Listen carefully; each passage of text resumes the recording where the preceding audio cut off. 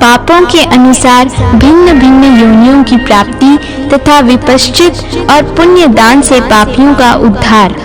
यमदूत कहता है, राजन, पतित से दान लेने पर ब्राह्मण गधे की योनि में जाता है। पतित का यज्ञ कराने वाला द्विज नरक से लौटने पर कीड़ा होता है। अपने गुरु के साथ छल करने पर उसे कुत्ते की योनि में जन्म लेना पड़ता है तथा गुरु की पत्नी और उनके धन को मन ही मन लेने की इच्छा होने पर भी उसे निस्संदेह यही दंड मिलता है। माता पिता का अपमान करने वाला मनुष्य उनके प्रति कटु वचन कहने से मैना की योनि में जन्म लेता है। भाई की स्त्री का अपमान करने वाला कबूतर होता है और उसे पीड़ा देने वाला मनुष्य कछुए की योनि में जन्म लेता है। जो मालिक का अन्न तो खाता है किंतु उसका अभिष्ट साधन नहीं करता, वह मोहाच्छन्न मनुष्य मरने के बाद वानर होता है। धरोहर हड़पने वाला मनुष्य नरक से लौटने पर कीड़ा होता है और दूसरों का दोष देखने वाला पुरुष नरक से निकलकर राक्षस होता है। विश्वासघाती मनुष्य को मछली की योनि में जन्म लेना पड़ता है। जो मनुष्य अज्ञानवश धान, जौ, तिल, उड़द, कुल्थी, सरसों, चना, मटर, कलमी, धान, मूंग, गेहूं, तीसी तथा दूसरे अनाजों की चोरी करता है, वह नेवले के समान बड़े मुंह का चूहा होता है। पराई स्त्री के साथ संभोग करने से मनुष्य भयंकर भेड़िया होता है। उसके बाद क्रमशः कुत्ता, सियार, बगुला, गिद्ध, सांप और कौवे की योनि में जन्म लेता है। जो खोटी बुद्धि वाला पापी मनुष्य अपने भाई की स्त्री के साथ बलात्कार करता है, वह नरक से लौटने पर कोयल होता है। जो पापी काम के अधीन होकर मित्र तथा राजा की पत्नी के साथ सहवास करता है, वह सुअर होता है। यज्ञ, दान और विवाह में विघ्न डालने वाला तथा कन्या का दोबारा दान करने वाला पुरुष कीड़ा होता है। जो देवता, पितर और ब्राह्मणों को दिए बिना ही अन्न भोजन करता है, वह नरक से निकलने पर कौवा होता है। जो पिता के समान पूजनीय बड़े भाई का अपमान करता है, वह नरक से निकलने पर क्रोच पक्षी की योनि में जन्म लेता है। ब्राह्मण की स्त्री के साथ सहवास करने वाला शूद्र भी कीड़े की योनि में जन्म लेता है। यदि उसने ब्राह्मणी के गर्भ से संतान उत्पन्न कर दिया हो तो वह काठ के भीतर रहने वाला कीड़ा होता है। उसके बाद क्रमशः सुअर, कृमि, विष्ठा का कीड़ा और चांडाल होता है। जो नीच मनुष्य अकृतज्ञ एवं कृतज्ञ होता है, वह नरक से निकलने पर कृमि, कीट, पतंग, बिच्छू, मछली, कौवा, कछुआ और चांडाल होता है। शस्त्रहीन पुरुष की हत्या करने वाला मनुष्य गधा होता है। स्त्री और बालकों की हत्या करने वाले का कीड़े की योनि में जन्म होता है। भोजन की चोरी करने से मक्खी की योनि में जाना पड़ता है। उसमें भी जो भोजन के विशेष भेद हैं, उन्हें चुराने के पृथक पृथक फल सुनिए। साधारण अन्न चुराने वाला मनुष्य नरक से छूटने पर बिल्ली की योनि में जन्म लेता है। तेल चूर्ण मिश्रित अन्न का अपहरण करने से मनुष्य को चूहे की योनि में जाना पड़ता है। घी चुराने वाला नेवला होता है। नमक की चोरी करने पर जलकाक की और दही चुराने पर कीड़े की योनि में जन्म लेना होता है। दूध की चोरी करने से बगुले की योनि मिलती है। जो तेल चुराता है वह तेल पीने वाला कीड़ा होता है। मधु चुराने वाला मनुष्य डांस और पुआ चुराने वाला चींटी होता है। हविष्यान्न की चोरी करने वाला बिस्तुइया होता है।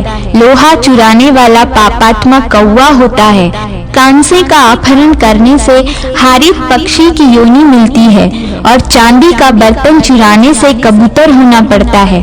सुवर्ण का पात्र चुराने वाला मनुष्य कीड़े की योनि में जन्म लेता है। रेशमी वस्त्र की चोरी करने पर चकवे की योनि मिलती है तथा रेशम का कीड़ा भी होना पड़ता है। हरिण के रोए से बना हुआ वस्त्र, महीन वस्त्र, भेड़ और बकरी के रोए से बना हुआ वस्त्र तथा पाटंबर चुराने पर तोते की योनि मिलती है। रुई का बना हुआ वस्त्र चुराने से क्रोंच और अग्नि के अपहरण से बगुला अथवा गधा होना पड़ता है। अंग, राग और पत्तियों का साग चुराने वाला मोर होता है। लाल वस्त्र की चोरी करने वाले को चकवे की योनि मिलती है। उत्तम सुगंध युक्त पदार्थों की चोरी करने पर छछूंदर और वस्त्र का अपहरण करने पर खरगोश की योनि में जाना पड़ता है।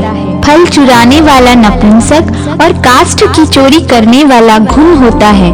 फूल चुराने वाला दरिद्र और वाहन का अपहरण करने वाला पंगु होता है।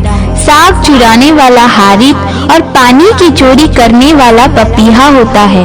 जो भूमि का अपहरण करता है वह अत्यंत भयंकर रौरव आदि नरक में जाकर वहां से लौटने के बाद क्रमशः तृण, झाड़ी, लता, बेल और बांस का वृक्ष होता है। फिर थोड़ा सा पाप शेष रहने पर वह मनुष्य की योनि में आता है। जो बैल के अंडकोश का छेदन करता है वह नपुंसक होता है और इसी रूप में 21 जन्म बिताने के पश्चात वह क्रमशः कृमि, कीट, पतंग, पक्षी, जलचर, जीव तथा मृग होता है।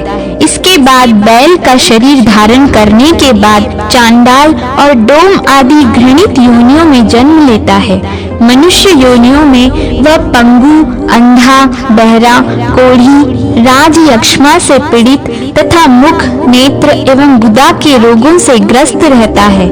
इतना ही नहीं, उसे मिर्गी का भी रोग होता है तथा वह शूद्र की योनि में भी जन्म लेता है। गाय और सोने की चोरी करने वालों की दुर्गति का भी यही क्रम है। गुरु को दक्षिणा न देकर उनकी विद्या का अपहरण करने वाले छात्र इसी गति को प्राप्त होते हैं। जो मनुष्य किसी दूसरे की स्त्री को लाकर दूसरे को दे देता है वह मूर्ख नरक की यातनाओं से छूटने पर नपुंसक होता है। जो मनुष्य अग्नि को प्रज्वलित किए बिना ही उसमें हवन करता है वह अजीर्णता के रोग से पीड़ित एवं मंदाग्नि की बीमारी से युक्त होता है। दूसरे की निंदा करना, कृतघ्नता, दूसरों के गुप्त भेद को खोलना, निष्ठुरता दिखाना, निर्दय होना, पराई स्त्री का सेवन करना, दूसरे का धन हड़प लेना, अपवित्र रहना, देवताओं की निंदा करना, शठता पूर्वक मनुष्यों को ठगना, कंजूसी करना, मनुष्यों के प्राण लेना तथा और भी जितने निषिद्ध कर्म हैं उसमें निरंतर प्रवृत्त रहना, ये सब नरक भोग कर लौटे हुए मनुष्यों की पहचान है। ऐसा जानना चाहिए। जीवों पर दया करना, अच्छे वचन बोलना, परलोक के लिए पुण्य कर्म करना, सत्य बोलना, संपूर्ण भूतों के लिए हितकारक वचन कहना, वेद स्वतः प्रमाण है ऐसी दृष्टि रखना, गुरु, देवता, ऋषि, सिद्ध और महात्माओं का सत्कार करना, साधु पुरुषों के संग में रहना, अच्छे कर्मों का अभ्यास करना, सबके प्रति मित्र भाव रखना तथा और भी जो उत्तम धर्म से संबंध रखने वाले कार्य हैं वे सब स्वर्ग से लौटे हुए पुण्यात्मा पुरुषों के चिन्ह हैं। ऐसा विद्वान पुरुषों को समझना चाहिए। राजन, अपने अपने कर्मों का फल भोगने वाले पुण्यात्मा और पापियों से संबंध रखने वाली ये सब बातें मैंने आपको संक्षेप से बताई हैं। अच्छा, अब आइए अन्यत्र चलें। इस समय यहाँ सब कुछ आपने देख लिया है। पुत्र कहता है, पिताजी, तदनंतर राजा विपश्चित यमदूत को आगे करके वहां से जाने को उद्युक्त हुए।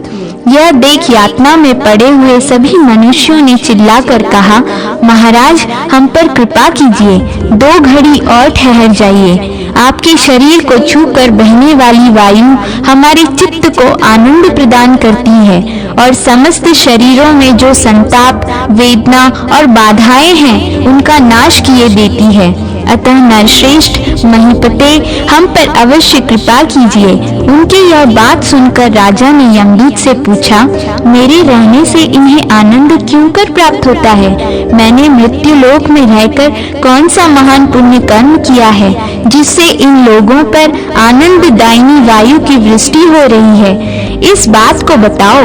यमदूत ने कहा, राजन, आपका यह शरीर पितरों, देवताओं, अतिथियों और भृत्य जनों से बचे हुए अन्न के सेवन से पुष्ट हुआ है तथा आपका मन भी इन्हीं की सेवा में संलग्न रहा है।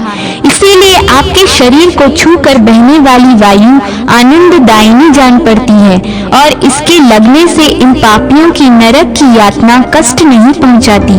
आपने अश्वमेध आदि यज्ञों का विधि पूर्वक अनुष्ठान किया है, अतः आपके दर्शन से यमलोक के यंत्र, शस्त्र, अग्नि और कौवे आदि पक्षी जो पीड़न, छेदन और जलन आदि महान दुख के कारण हैं, कोमल हो गए हैं।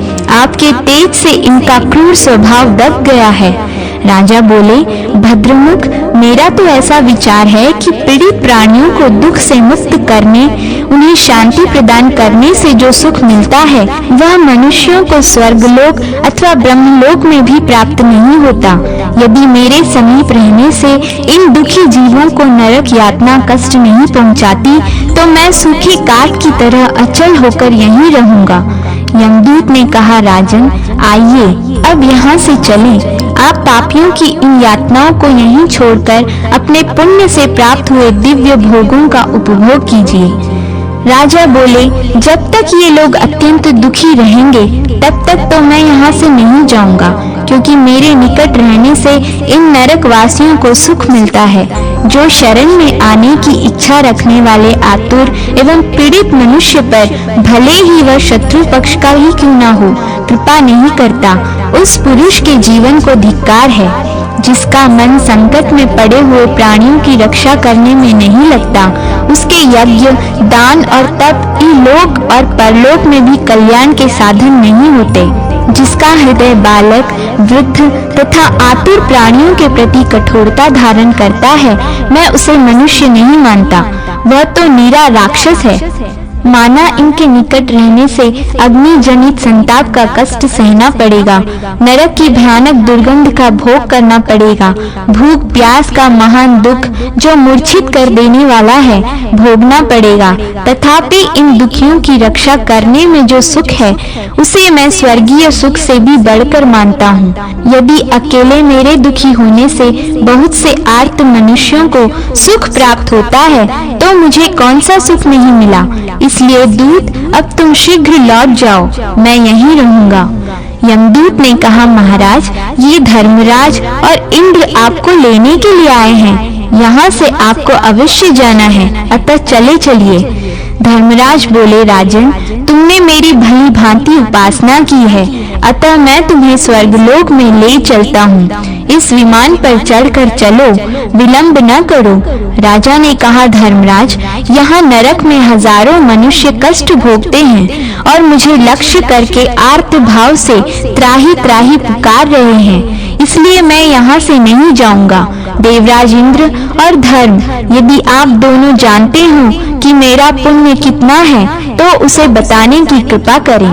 धर्म बोले, महाराज, जिस प्रकार समुद्र के जल बिंदु, आकाश के तारे, वर्षा की धाराएं, गंगा की बालुका के कण तथा जल की बूंदें आदि असंख्य हैं, उसी प्रकार तुम्हारे पुण्य की भी कोई नियत संख्या नहीं हो सकती। आज यहाँ इन नरक में पड़े हुए जीवों पर कृपा करने से तुम्हारा पुण्य लाखों गुना बढ़ गया। नृपश्रेष्ठ, अपने इस पुण्य का फल भोगने के लिए अब देवलोक में चलो और ये पापी जीव भी नरक में रहकर अपने कर्मों का फल भोगें। राजा ने कहा, देवराज, यदि मेरे समीप में आने पर भी इन दुखी जीवों को कोई ऊंचा पद नहीं प्राप्त हुआ तो मनुष्य मेरे संपर्क में रहने की अभिलाषा क्यों करेंगे। अतः मेरा जो कुछ भी पुण्य है उसके द्वारा ये यातना में पड़े हुए पापी जीव नरक से छुटकारा पा जाएं। इंद्र बोले, राजन, इस उदारता के कारण तुमने और भी ऊंचा स्थान प्राप्त कर लिया। देखो, ये पापी जीव भी नरक से मुक्त हो गए। पुत्र कहता है, पिताजी, तदनंतर राजा विपश्चित के ऊपर फूलों की वर्षा होने लगी और स्वयं भगवान विष्णु उन्हें विमान में बिठाकर दिव्य धाम ले गए। उस समय मैं तथा और भी जितने पापी जीव थे वे सब नरक यातना से छूटकर अपने अपने कर्म फल के अनुसार भिन्न भिन्न योनियों में चले गए। द्विजश्रेष्ठ, इस प्रकार मैंने इन नरकों का वर्णन किया। साथ ही पूर्व काल में मैंने जैसा अनुभव किया था उसके अनुसार जिस जिस पाप के कारण मनुष्य जिस जिस योनि में जाता है वह सब भी आपको बतला दिया है।